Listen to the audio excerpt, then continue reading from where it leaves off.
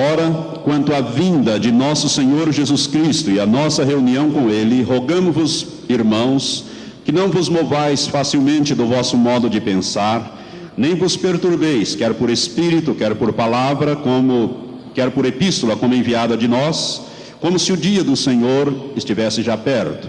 Ninguém de modo algum vos engane, porque isto não sucederá. O apóstolo está se referindo aqui, quando ele diz isto, ele está se referindo à segunda vinda de Cristo para arrebatar a igreja, ou seja, ao versículo 1, quanto à vinda de nosso Senhor Jesus Cristo e a nossa reunião com Ele. Versículo 3, ninguém de modo algum vos engane, porque isto não sucederá, sem que venha primeiro a apostasia e seja revelado o homem do pecado, filho da perdição, aquele que se opõe e se levanta contra tudo o que se chama Deus ou é objeto de adoração, de sorte que se assenta no santuário de Deus, apresentando-se como Deus. Não vos lembrais de que eu vos dizia estas coisas quando ainda estava convosco? E agora vós sabeis o que o detém, para que a seu próprio tempo seja revelado. Pois o mistério da iniquidade já opera. Somente há um que agora o detém, até que seja posto fora. E então será revelado este iníquo, a quem o Senhor Jesus matará com o sopro da sua boca e destruirá com a manifestação da sua vinda. A este iníquo, cuja vinda é segundo a eficácia de Satanás, com todo o poder e sinais e prodígios da mentira, ou de mentira, e com todo o engano da injustiça para os que perecem, porque não receberam o amor da verdade para serem salvos. E por isso Deus lhes envia a operação do erro, para que creiam na mentira, para que sejam julgados todos os que não creram na verdade, antes tiveram prazer na injustiça.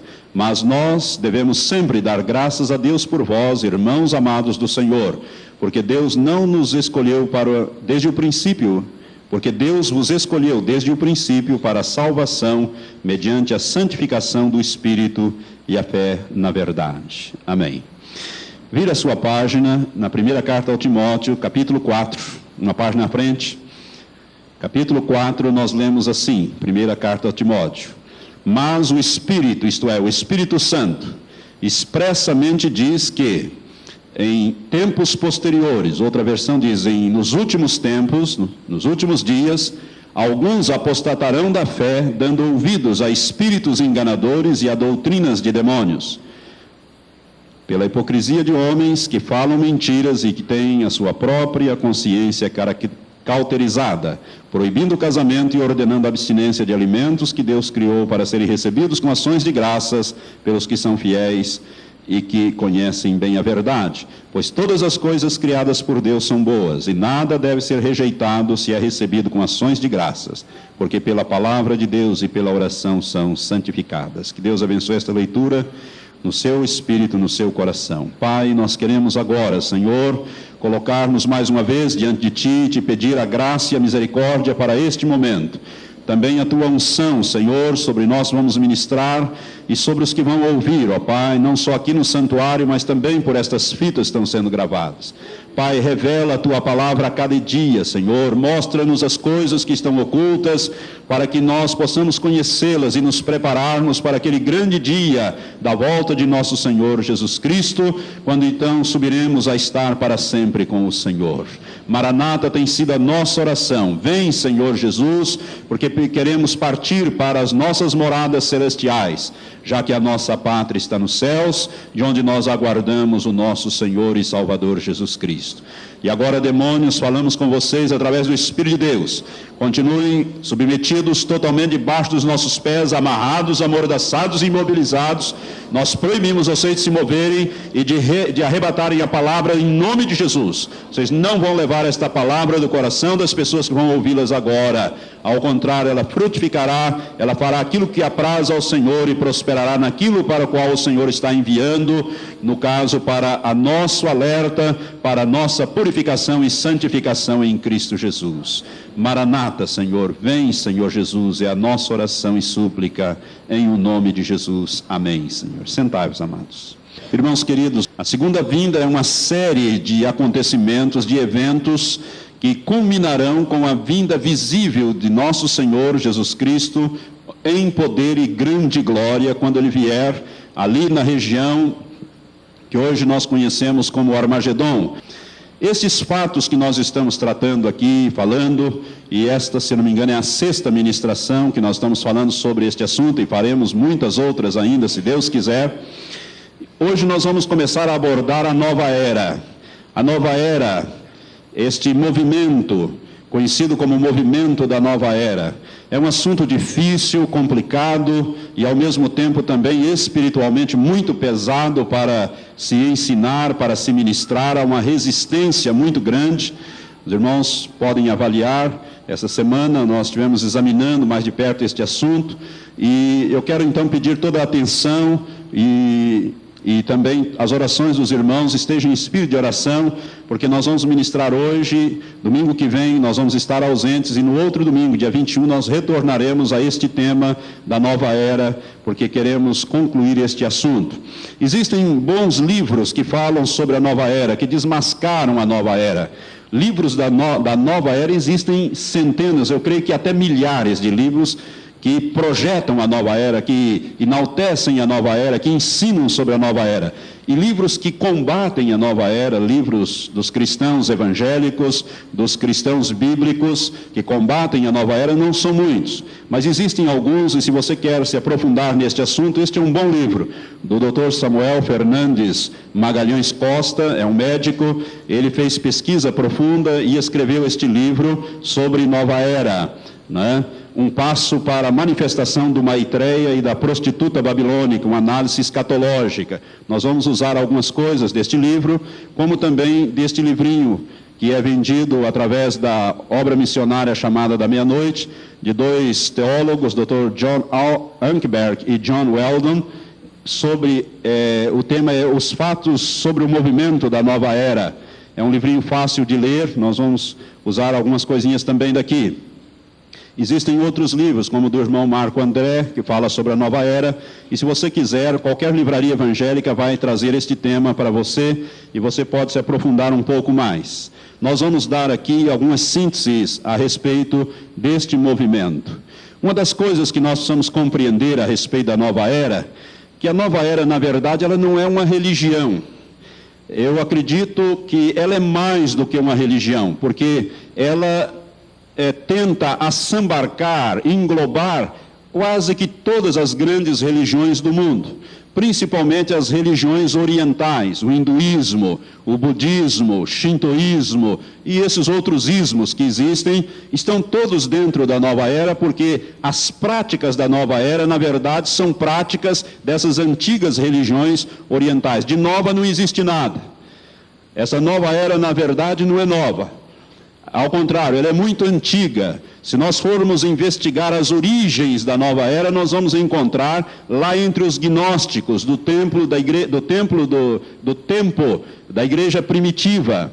A igreja primitiva teve muito problema com os gnósticos. O apóstolo Paulo, o apóstolo João, escreveu muito contra os gnósticos, que eram, se nós pudéssemos dizer assim, povo da nova era, porque os princípios do gnosticismo estão muito forte dentro deste movimento da nova era, a gnose, o conhecimento fora de Deus, o conhecimento fora de Deus, o conhecimento através do homem mesmo e das experiências esotéricas. Isso já acontecia lá nos dias apostólicos, quando as epístolas, as cartas e os evangelhos foram escritos, não é? Com os gnósticos daquele tempo, ou os gnósticos daquele tempo. Hoje nós encontramos esta nova era atuando no mundo, hoje, de uma maneira assim, bem assintosa e com bastante força, com bastante intensidade. Eu creio que todos nós já ouvimos falar da nova era, o movimento da nova era, ou a New Age, que em inglês significa a mesma coisa, nova era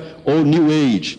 Nós temos artistas famosos que estão enganjados, como Shirley MacLaine, que tem sido uma das grandes divulgadoras da nova era no mundo inteiro.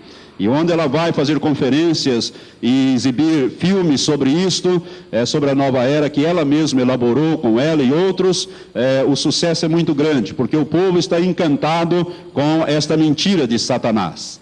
A Bíblia nos fala aqui nesse texto que nós lemos em Tessalonicenses, 2 Tessalonicenses 2, que antes de Jesus voltar para arrebatar a igreja, antes do arrebatamento, duas coisas teriam que acontecer: a apostasia e a manifestação do anticristo.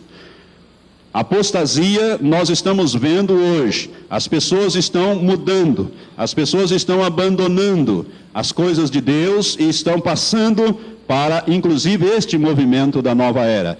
Irmãos, os irmãos não imaginam, nós não temos tempo para abordar este assunto, mas tem penetrado estas coisas no seio de quase que todas as religiões nos dias que correm. São os espíritos de engano atuando através deste movimento da nova era. E essas duas coisas, a apostasia e a manifestação do anticristo, diz o apóstolo pelo Espírito Santo, que ocorreria no final.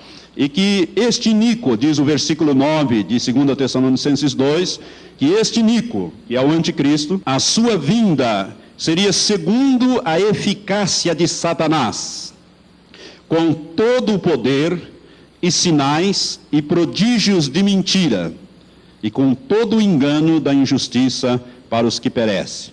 Veja bem, Satanás, ele articularia, principalmente no final, quando ele estivesse próximo para manifestar o seu Cristo, ele iria manifestar este Cristo com grande poder, com muitos sinais, com muitos prodígios de mentira.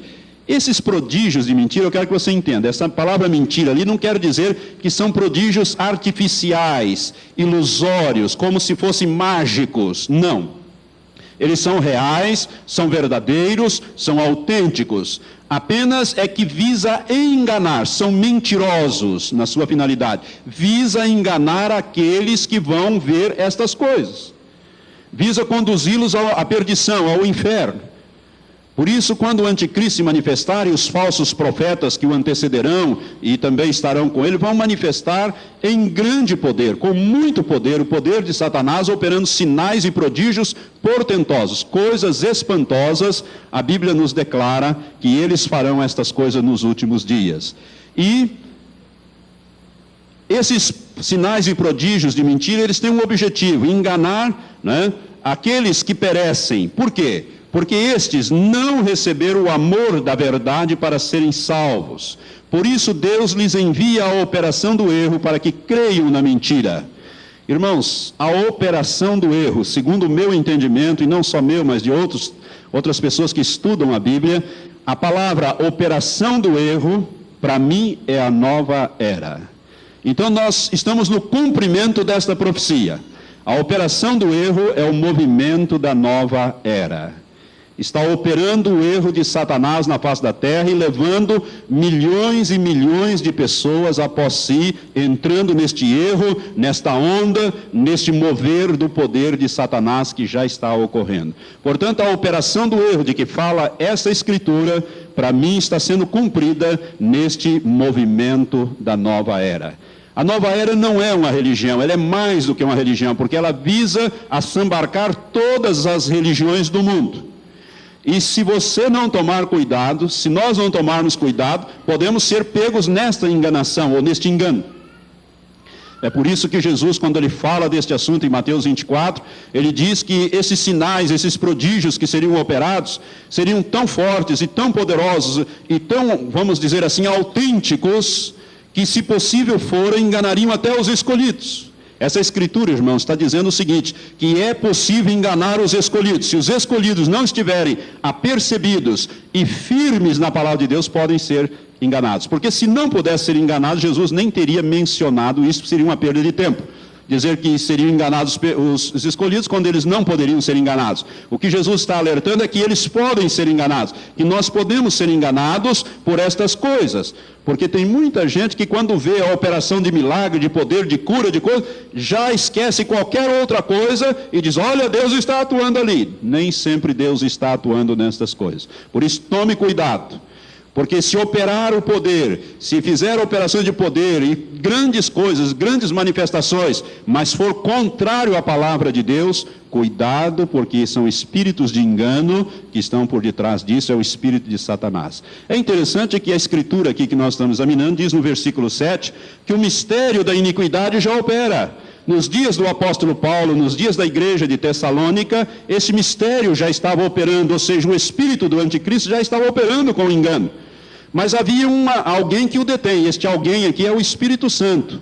E o Espírito Santo restringe a ação do mal no mundo. E graças a Deus pelo Espírito Santo que ele foi dado à igreja e permanecerá com a igreja até o dia em que a igreja estiver sendo arrebatada. O Espírito Santo estará nesta obra de restrição do mal. Ele estará operando. Somente há um que agora o detém até que seja colocado fora ou colocado de lado, para então ser revelado o iníquo, ou seja, o anticristo que virá com todo o poder, sinais e prodígios para o engano. Por quê? Porque essas pessoas que vão ser levadas neste movimento da nova era, diz a Bíblia, eles rejeitaram o amor da verdade. Né? Diz o versículo 10, e todo o engano da injustiça para os que perecem, porque não receberam o amor da verdade para serem salvos. Irmãos, quem é a verdade? Quem é a verdade? Jesus Cristo. Ele diz em João capítulo 14, versículo 6, eu sou o caminho, a verdade e a vida, e ninguém vem ao Pai se não for por mim, sem ir por este caminho, conhecendo e recebendo esta verdade, que é Jesus Cristo. Mas o próprio Jesus também diz em João capítulo 17, versículo 17, quando ele faz aquela oração sacerdotal, intercessória pela igreja, pelos discípulos e por toda a igreja, ele diz, Pai, santifica-os na verdade, a tua palavra